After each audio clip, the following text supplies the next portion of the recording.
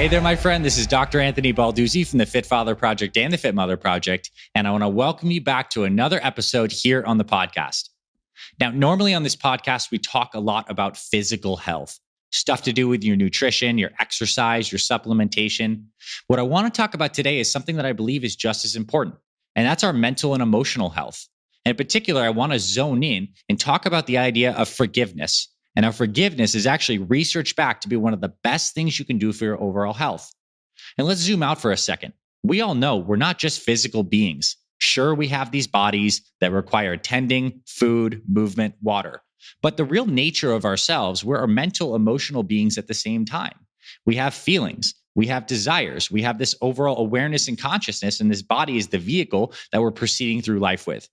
Well, what we've really found out is there's just such a dynamic interplay between the mind and the emotions in the body. When the mind and the emotions are in a stressed, keyed up state, it changes the body. When we're stressed, the immune function goes down. Our immune system gets weaker. Our blood pressure goes up. The sympathetic nervous system, the fight or flight, gets jacked up, which puts more strain on our heart and our vessels. And when we stay in that state for a long period of time, it causes all sorts of health issues and can change the inflammation parameters in our bodies. Well, one of the best things we can do for our health is actually to lower that sympathetic fight or flight tone, is to practice the art of forgiveness, which is really letting go of the things we're still holding on to, which are judgments of ourselves or judgments of others. And I believe this is probably at the key in the heart of a lot of spiritual exploration. Whatever this word spiritual means for you, I think one key thing, no matter what path you choose to follow, is to have a heart that is open to forgiving. And what this means is you're actually becoming self-aware of the stuff you're still holding on to. A lot of times this is with other people and situations, these memories and impressions that are lodged in our awareness, and we get caught up in holding on to this stuff, and we're gripping so tight. And as we're mentally, emotionally gripping so tight on this stuff and having that negative emotion inside of us, that's really affecting our health parameters quite dramatically. And to live a long and healthy life, the people who live to 100 plus with good health, they are happy, relaxed people. They have good friends in social circles. They pray a lot. They spend time outside. They're not the people that are all keyed up. And you've seen these people where you walk around and they're angry all the time, right? Even their head looks red and they're all keyed up and the shoulders are tight and tense and their bodies are like this. A lot of us find ourselves in those situations after holding on to things. But it's really powerful that we can start to forgive and release this stuff. And certainly easier said than done. But if you make a commitment to forgiveness and you really start to use your awareness to look at what are these patterns that I'm holding on to? Are they still serving me? Do I want to carry these things into the next year? And maybe it's forgiving someone else. Maybe it's forgiving yourself. But I think it comes down to gentleness and humility. Ultimately, when we create these entanglements and we have these things we're holding on to, we were trying to do the best we could at the time. But now that we're a little further along and we have new perspective, it's our chance to take this heavy baggage that we're holding in our minds and our hearts and to set it down, to enlighten ourselves by putting that stuff behind, by healing it, by loving it.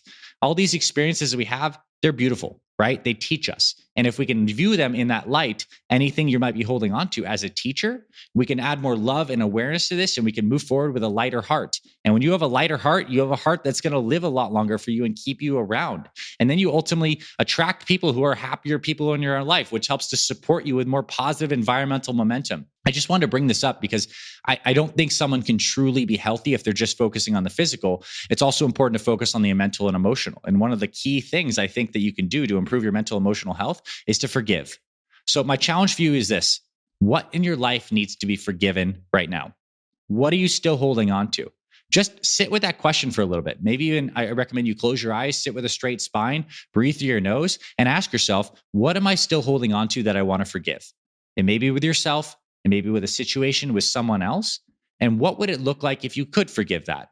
If you could drop the load for a little bit, if you could set that down, if you could look at that lovingly and say, this was an experience, I created this, and now I can leave it and set it down and move on with my life.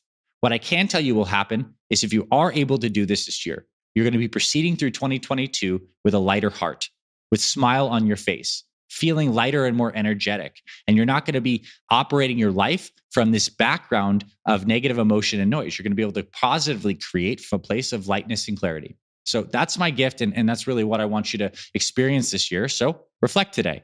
What can you forgive in your life? It's going to improve your heart health. Johns Hopkins says that. It's going to improve your overall blood pressure parameters. That's certainly going to be a factor, but it also just improve your overall experience of your life, which is just as important. So I hope you found this little message powerful today.